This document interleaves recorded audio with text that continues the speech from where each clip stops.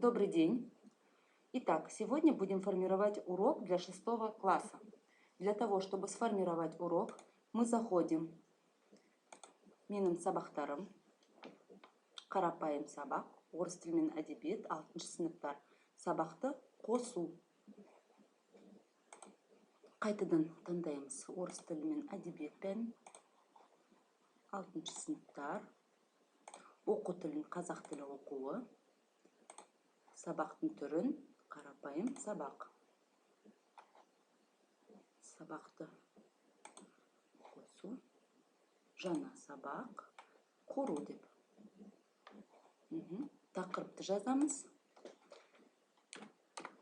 Мифы о Луне и Солнце.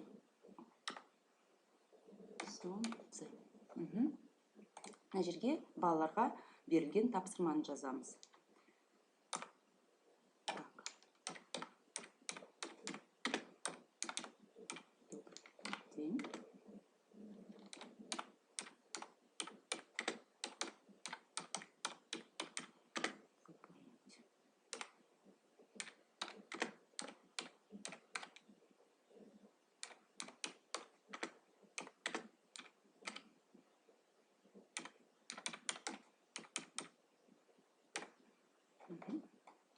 Ары қарай файлды қосу дейміз.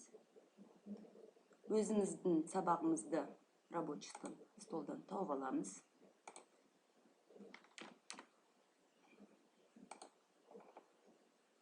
Открыть.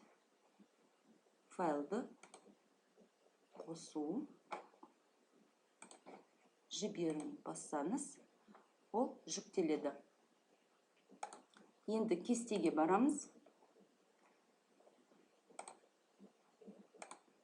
Өзіміздің кестемізге барамыз.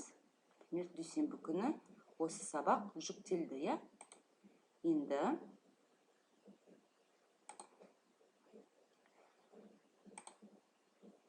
оқушымен